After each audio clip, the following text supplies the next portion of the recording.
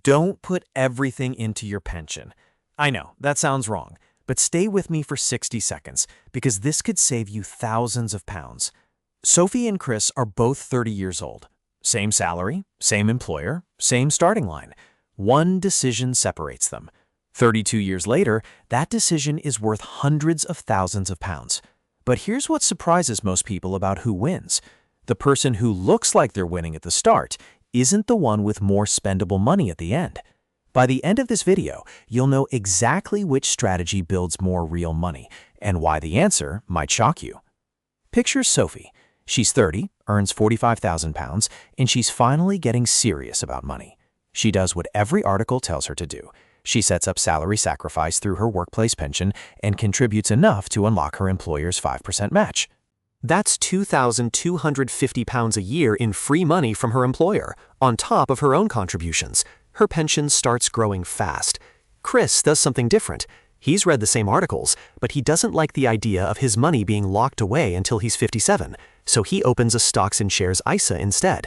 Same amount invested, same employer, different wrapper. His friends think he's making a mistake. Fast forward 32 years. They're both 62, both invested consistently, both earn 7% annual growth, and the numbers reveal something unexpected. Sophie has a bigger balance, but Chris has more spendable money. And the reason comes down to one thing most people never think about. If you've got a workplace pension, and if you're employed in the UK, you almost certainly do, this question is about your money right now. When does the government take their cut? That timing, and a rule most people never find out about until it's too late, can reshape your retirement. Here's what most people get wrong. They treat pensions and ISAs as if they're basically the same thing in different boxes. They're not.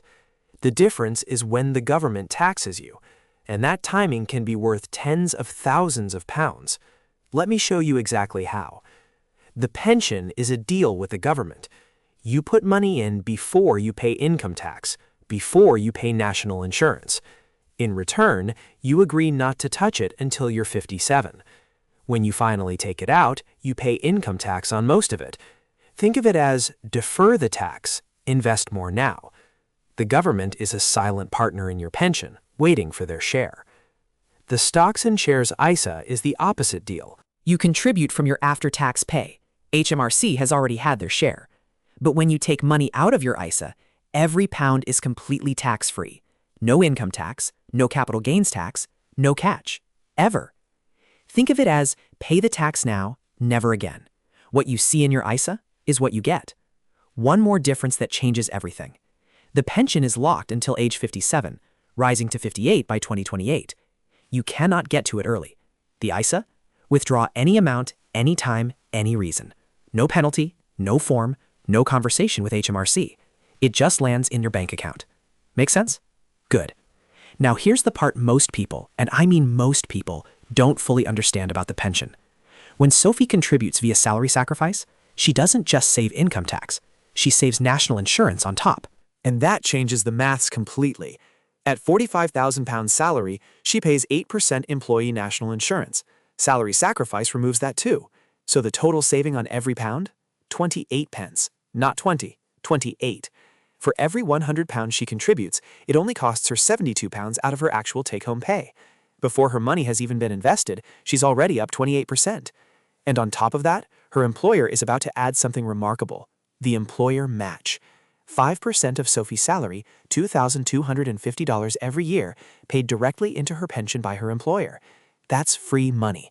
Not a loan, not a conditional bonus. Free money, paid every year with no strings attached. Think about what that means. Sophie contributes 6% from her salary. Her employer adds 5%. She's getting an 11% contribution for a 6% outlay. Nothing in the financial world offers that kind of instant return. Nothing. The employer match is the single best investment available to most people in the UK. Chris doesn't capture it.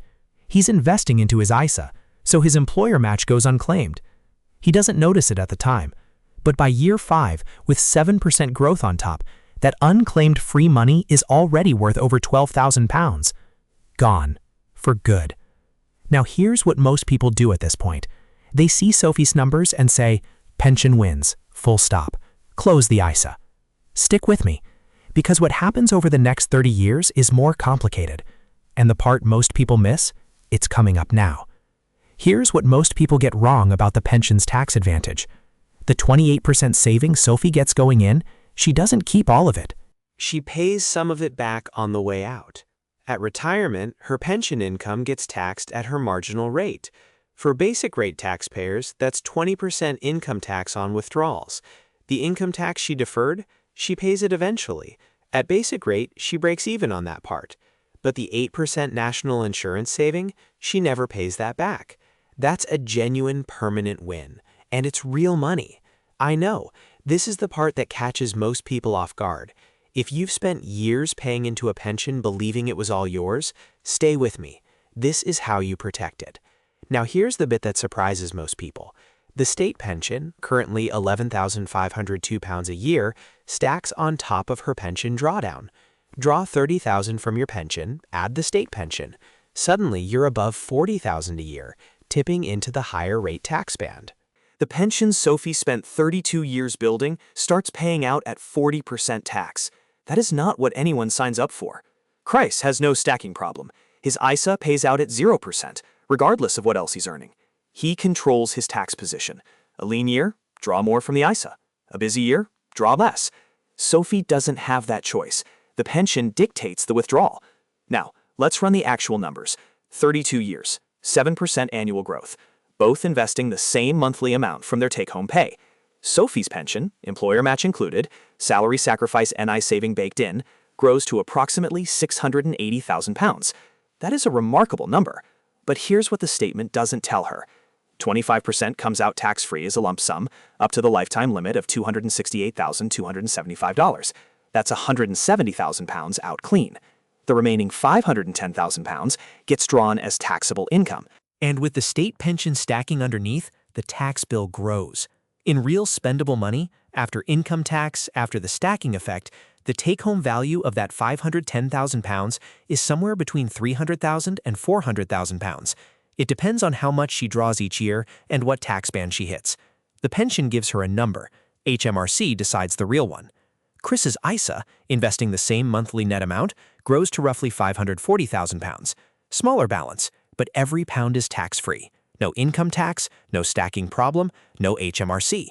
The number he sees in his account is exactly the number he receives. The number on Sophie's pension statement was never fully hers. Part of it always belonged to HMRC. She just didn't know how much yet. And here's the final piece of this puzzle, the one that changes the picture completely. What happens when Sophie needs the money early? Sophie is 45. She loses her job and needs to cover 6 months of living costs, roughly £15,000. Her pension has grown to over £250,000. She calls her provider. The answer? She cannot touch it, not without an unauthorized withdrawal charge of 35% on top of income tax. To receive £15,000, she'd lose more than half. Chris, on the other hand, picks up his phone, transfers £15,000 from his ISA to his current account. It arrives the next working day. No charge, no tax, no form. His investment portfolio was also his emergency fund, silently all along, without him even planning it that way. Flexibility has a value that doesn't appear on any pension statement. In the years before you're 57, it's a value you cannot ignore. We've covered the tax maths, the real retirement numbers, and the emergency problem.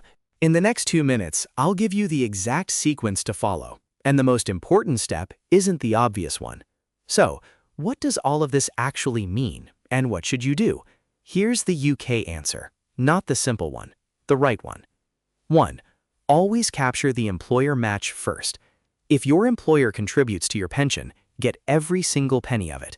Sophie's £2,250 a year in free money was the single biggest advantage in this entire comparison. Nothing else in finance comes close. Find out what your employer's match threshold is and make sure you're hitting it. This comes before everything else, every time. 2. Use salary sacrifice if your employer offers it. The national insurance saving, 8% on top of your income tax saving, is worth having. The combined 28% effective saving on every contribution is something the ISA cannot replicate. It's one of the best deals in UK finance. Now, here's where most people go wrong. They capture the match, use salary sacrifice, and then assume all extra money should go back to the pension. It shouldn't. 3. Once you've locked in the employer match, start filling your ISA. The Stocks and Shares ISA allowance is £20,000 a year. That's nearly 3 times the equivalent U.S. limit. Tax-free growth, tax-free withdrawals, accessible whenever you need it. Start filling it once the pension match is secured. 4. Watch the state pension stacking problem. Think now about what your retirement income will actually look like in combination. State pension plus pension drawdown can push you into the 40% tax band. An ISA gives you flexible, tax-free income to manage that. 5. The optimal UK order is this: pension to the employer match, always first. Then max your ISA. Then, once the ISA is full, back to the pension. That sequence captures every tax advantage available while building the flexibility the pension, locked until 57, can never give you on its own. Remember what I said at the start? Don't put everything into your pension. Now you know exactly why. The pension is powerful, just not the whole picture. The ISA solves the problems the pension creates: the tax stacking, the inflexibility, the uncertainty about what your statement actually means in real money. You're already ahead of most people just by knowing this. Most people only find out about the stacking problem when they're already in retirement. If this video gave you a clearer picture of where your money actually goes and what to do about it, hit subscribe. We put out new videos every week breaking down your money in plain English. No jargon, no suits, just the clear picture. The kind of picture most people only get when they're sitting in front of a financial advisor, and by then it's often too late to change course. If you've got a question about your own pension or ISA setup, drop it in the comments. We read every single one. Here at Monkey See Money, no suits, no jargon, just your money explained properly. Until then, see you in the next one.